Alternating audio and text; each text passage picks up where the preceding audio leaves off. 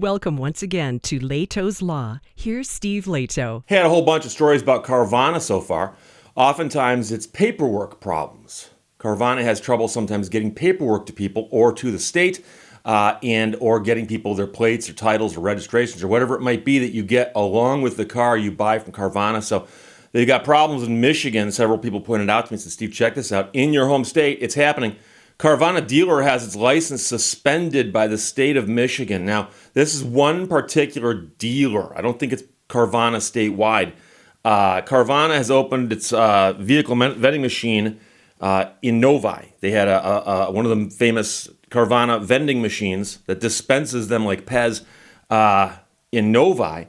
But as of October 7th, the Michigan Department of State has suspended the license of the dealer for what is calling imminent harm to the public. Imminent harm to the public. Ricardo Quintanilla wrote this for MLive.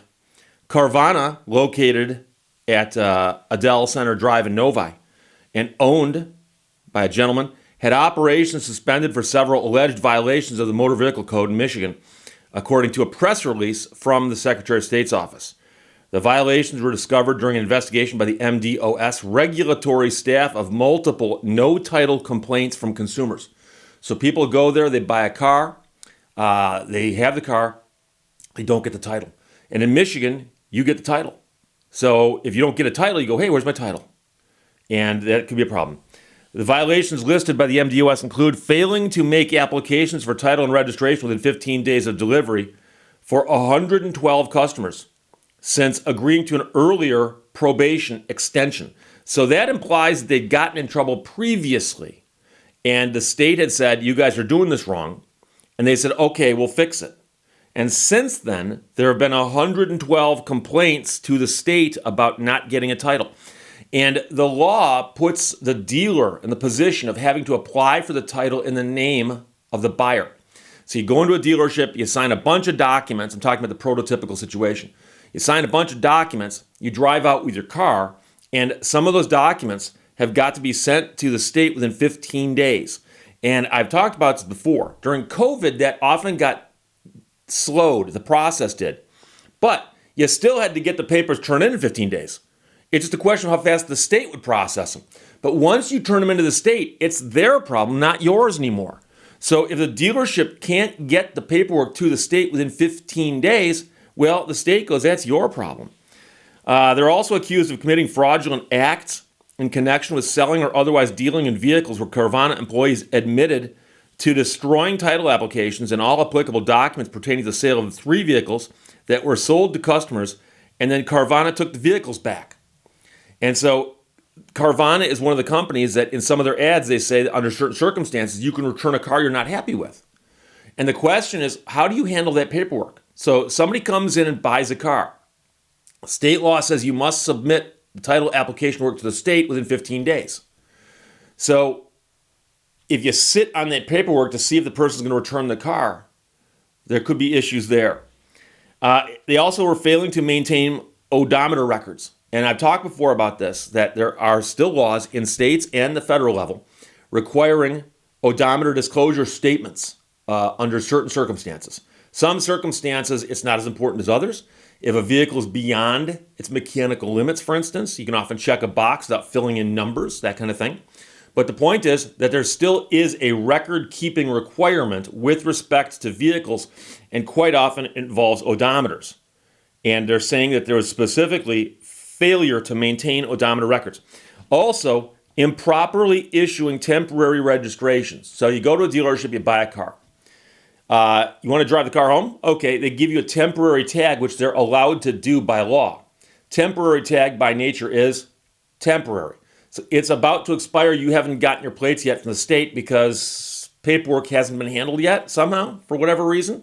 And so you call dealership and go, hey, my plates are about to expire. What do I do? I've heard of dealerships that say, oh, come on in, we'll get you another set of temporary tags. And in some states that might be legal, some states it might not be legal. But here they are accused of improperly issuing temporary tags. I suspect that's what was going on there. Also, they are accused of failing to have records available for inspection during reasonable or established business hours. I've mentioned before, number one, I know car dealers. I've got friends who are car dealers, okay? I'm talking about actual friends of mine that I speak to who are car dealers. And I talk to them about this because they know I'm an attorney. I know they're a car dealer, okay? My friends and I discuss what we do for a living. And a person from the Secretary of State's office can walk into any car dealer during business hours and go, "Hi, I'm here from the state. I'm not here to help you. I'm here to inspect you. Let me see your books. Let me see your police book. Let me see your paperwork. Let me walk your lot and look at your inventory." And they can do that. That's what they're allowed to do. That one of the things you sign up for when you become a car dealer in the state of Michigan. Many states have similar requirements. And I've mentioned before that a lot of this has to do with the finances, especially when it comes to taxes. So in the old days, if I had a car lot, 10 cars on the lot, I sold 5 of them, had a great day. I had some bills to pay. So I take all the money I made off those cars and I pay all my bills. I owe sales tax on those cars. I collected sales tax on those cars. I'll pay that sales tax and I sell the other 5 cars. Suddenly I have a bad month. I don't sell these other 5 cars. And then I run into other financial trouble. So I sell these 5 cars and I can't pay the tax on these 5 cars or the previous 5 cars because I had to pay my rent on the lot. And so the state's very concerned about the old robbing Peter to pay Paul thing, that they want you to submit the sales taxes forthwith. Because you sold a car for a price. The sales tax is being collected by you. It's not yours. It belongs to the state. Also, they're accused of possessing improper odometer disclosure records on which the odometer disclosure had been signed on behalf of the purchaser. That could be a whole bunch of things. I'm not going to get into that, but I can let you know that it is in fact a crime under certain circumstances to do those records improperly. And they're also accused of violating terms of a probation agreement 127 times. So they had a previous agreement in place, and they're accused of violating the terms of that agreement 127 times. And they're also accused of having 112 customers complain about not getting their titles and registrations submitted the way they're supposed to be submitted to the state.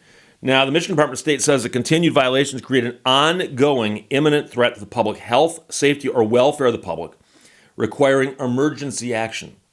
In a release just the other day, regulators said the dealership's issues began in February of 2021 when a general compliance inspection was conducted. A preliminary conference was held by the MDOS and Carvana reps on March 23rd to address the violations.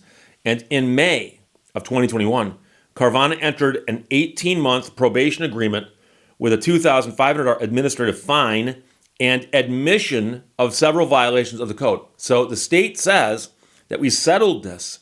They paid some money. They admit they broke the rules. One stipulation of that agreement was that all dealership employees that handled paperwork would attend the department's dealer training program. After the dealership violated the probation agreement, MDOS held a second preliminary conference with multiple Carvana reps in January of this year. Carvana reps signed a 6-month probation extension with a $5,000 administrative fine and admission of several more violations of the code after continued work with the Michigan Department of State on compliance at a meeting in February of this year. Even after the probation extension, several no-title complaints from consumers were submitted, which required MDOS to conduct another investigation, which has resulted in the current violations and subsequent suspension. A revocation of the dealer's license will be sought at an upcoming administrative hearing. So the Department of State is saying they're actually going to go and start the legal process to take away this dealer's license. In a statement, however, spokesperson for Carvana said the company is fighting back. Here's the quote, verbatim. The state's action represents another example of gross regulatory overreach that illegally harms both Carvana and Michigan residents. Over 98% of our Michigan customers receive the registration in a timely manner, and the state's suspension, which came without any notice and in illegal violation of Carvana's due process, is based on isolated incidents representing 1% of our Michigan sales. Carvana is ready and willing to discuss a swift resolution with the state as we've already solved their concerns. In the meantime, Carvana will continue selling cars to Michigan customers. That is the end of the quote. Consumers who have any complaints against Carvana or who have purchased a vehicle from that dealer and have had problems obtaining the title are encouraged to call the Office of Investigative Services in Lansing. They have a complaint line. Now, let's get back to Carvana's statement in which they say 98% of our customers receive their registrations in a timely manner. 98%. Is that a valid legal argument? When the law says every single time you do this, you must do this. You sell a car, you must submit the paperwork within 15 days. The law says if you do this, you must do this. I'm purposely repeating myself for emphasis to understand how simple that concept is. If you do this, you must also do this. So an investigative authority comes in and looks at you and goes, hey, you did this a couple thousand times. And it turns out a whole bunch of times you didn't do this. Each time you do this, you're required to do this. Each time. 98% of the time, we did it right. So next time you're pulled over by a police officer who says, hey, you were speeding. You know how fast you're going back there? You go, I was speeding. I was doing 10 over. He goes, really? You go, yeah. But here's the deal. I've been driving all day. Most of the day, I've been driving well below the speed limit. That stretch right there can't constitute more than 2% of my drive today. I was speeding in 2% of my drive. So what? The other 98%, I was fine. Go away. Roll your window up and drive off. Don't do that. It's a bad argument. Now, I'm an attorney.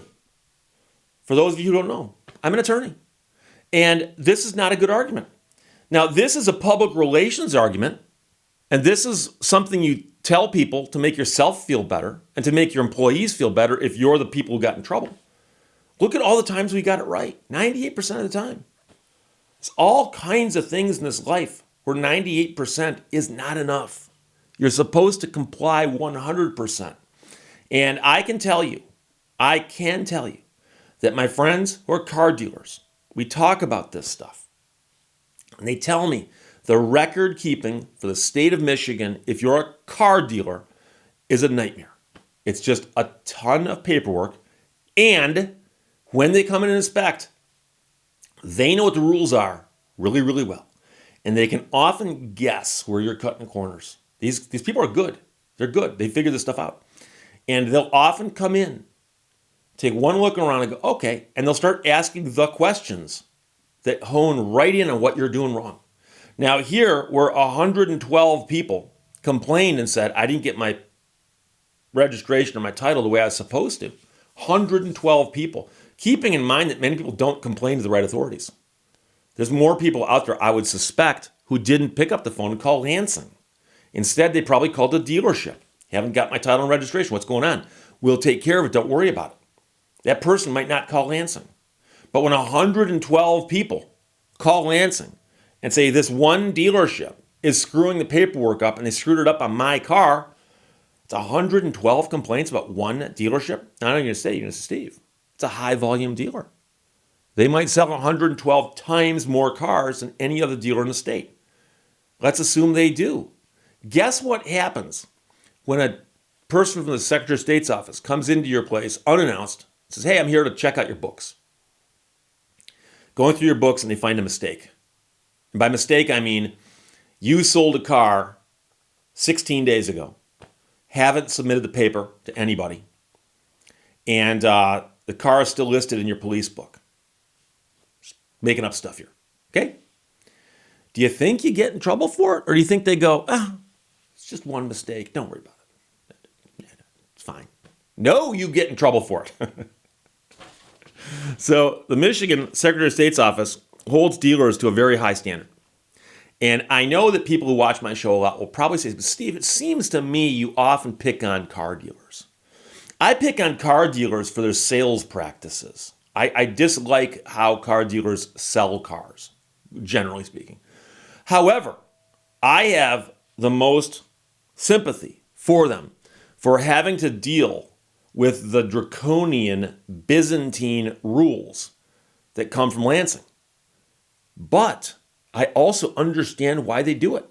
Because if they didn't do it, we'd go back to the old days where there'd be some dealership that sells 75 cars a month and doesn't file anything with the state for some weird reason. And then the state sends an inspector out there, and there's a closed, out of business sign there. And they can't find the owner. And there's a whole bunch of people who can't get titles to their cars. And nobody really knows what happened.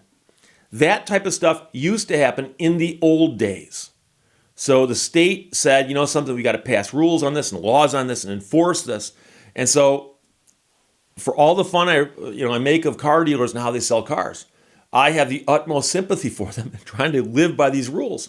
And in case you're curious, and I mentioned this before, you can go on the internet, type in Michigan car dealer, and then dealer manual. Dealer manual. I know some people in the audience are going to be interested in this. You can find the book put out by the Secretary of State's office in PDF form for free. It's online. It's plain English. Explains everything you got to do as a car dealer. And it starts up by saying, assuming you know nothing about car selling in the state of Michigan, it starts out by saying, if you want to sell cars, here's what you got to do. If you sell this many cars, you got to do this. This many cars, do this. Planning on selling new cars, this. Used cars, this. Brokering auto parts, do this. And then it takes you through all the rules and regulations. So the information's out there. This isn't a surprise to anybody. And so I've said before, that if I had to guess what Carvana's problem is that they are simply too big for their own good. I'm not saying they should be broken up or anything like that. I'm simply saying that somebody came up with the idea of selling cars this way. It started working very, very well. They opened up dealerships and vending machines all across America. They're selling so many cars that they were probably even surprised by their own success. However, as you scale up the operation, you don't just scale up how many cars you're capable of selling. You've got to scale up how much paperwork you're capable of doing, because the paperwork will increase with the volume of the auto sales increasing. So that's the problem. And the other problem is that these rules that you got to live by are actually enforceable by law. And one of the remedies is that you can lose your license. You can also get fined. They've been fined a couple times here. So it's a story we've heard before, but this time it's happening in Michigan, and I'm very, very familiar with this area of Novi. And I'm also very, very familiar, of course, with the landscape of car sales in Michigan and the people at the Department of State. So we'll see what happens here, but Michigan's Carvana dealer in Novi has had their license suspended by the state of Michigan, and there are some hearings coming up to see what's going to happen going forward. But they've gotten in trouble in the past, and this time, largely it appears to be because they got complaints from 112 customers saying they hadn't gotten their title or registration handled properly when they bought their car from Carvana. Story sent me by Elliot, James, Joe, Scott, Adam, Ronald, Mike, and Neil. Got it in right under the wire, Neil. There you go. From MLive, Ricardo, Quinton, Nia wrote this. Carvana dealer has license suspended by state of Michigan. Questions or comments, put them below. Let's talk to you later. Bye-bye. Thank you for watching Lehto's Law. The ratio of dreaming to doing varies inversely with the rate of accomplishment.